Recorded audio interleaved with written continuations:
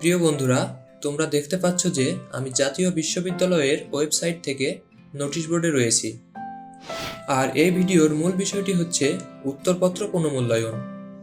শুরুতেই বলে নিই যে এই ভিডিওতে বিস্তারিত কি তোমরা জানতে পারবা।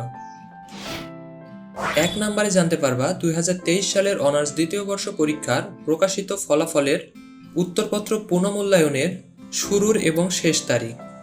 2 নম্বরে জানতে পারবা প্রতি বিষয় আবেদন ফি কত। 3 নম্বরে জানতে পারবা টাকা খরচ করে আবেদন করে আসলে রেজাল্টের পরিবর্তন হবে কি না। এবং 4 নম্বরে জানাবো আবেদন পদ্ধতি এবং নিজেরাই কিভাবে আবেদন করবে। তাহলে চলুন শুরু করি। তোমরা এখানে দেখতে পাচ্ছ 29 তারিখ ইতিমধ্যে জাতীয় বিশ্ববিদ্যালয় নোটিশটি প্রকাশ করেছে 2023 সালের অনার্স দ্বিতীয় বর্ষ পরীক্ষার প্রকাশিত ফলাফলের উত্তরপত্র পুনর্মূল্যায়নের আবেদন সংক্রান্ত বিজ্ঞপ্তি। এই আবেদন সংক্রান্ত বিজ্ঞপ্তিতে আমরা চলে যাই, দেখি কি বলা হয়েছে। বিজ্ঞপ্তিতে বলা হয়েছে আবেদন শুরু হচ্ছে 2/6/2025 তারিখ সকাল 10টা থেকে 22/6/2025 তারিখ বিকাল 4 ঘটিকা পর্যন্ত। এই নির্দিষ্ট সময়ের মধ্যে তোমাদের অনলাইন আবেদন করে পেমেন্ট সম্পূর্ণ করতে হবে। আর আবেদন ফি বিষয়ে বলা হয়েছে ফলাফল পুনর্মূল্যায়ন ফি প্রতি পত্র 1200 টাকা।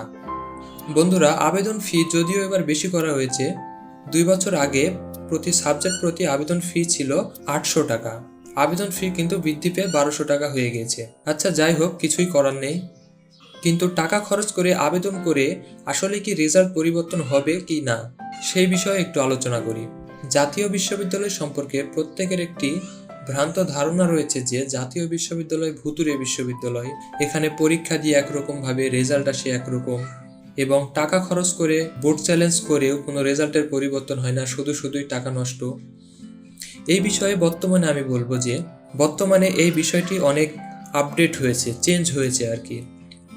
এটা থেকে আমি বাস্তব প্রমাণ দিতে পারি যে গত বছর পরীক্ষায় আমি নিজেই বেশ কয়েকটি বোর্ড চ্যালেঞ্জের আবেদন করে দিয়েছি। তার মধ্যে মাত্র 2 জনের বাদে প্রত্যেকেরই রেজাল্টের পরিবর্তন এসেছে, যেটা আগে এতটা পরিবর্তন আসতো না বললেই চলে। তো আমি বলবো যাদের নিজের প্রতি ভরসা রয়েছে যে আমি পরীক্ষা ভালো দিয়েছি কিন্তু আমার রেজাল্ট আকাঙ্ক্ষা স্বরূপ আসেনি, যাদের নিজের প্রতি এই বিশ্বাসটা রয়েছে যে আমার খাতার সঠিক মূল্যায়ন হয়নি, তারা আবেদন করবে, ইনশাল্লাহ রেজাল্টের পরিবর্তন আসবে।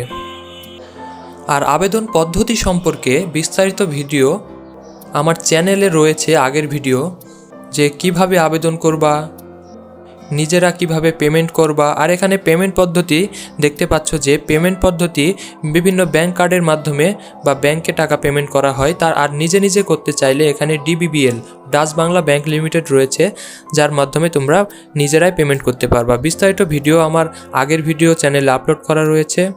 আর যদি তোমরা নতুন ভিডিও চাও তাহলে আমার চ্যানেলে কমেন্ট করো, নতুন ভিডিও দেওয়ার আমি চেষ্টা করব, যার ফলে নিজেরাই আবেদন করতে পারবা।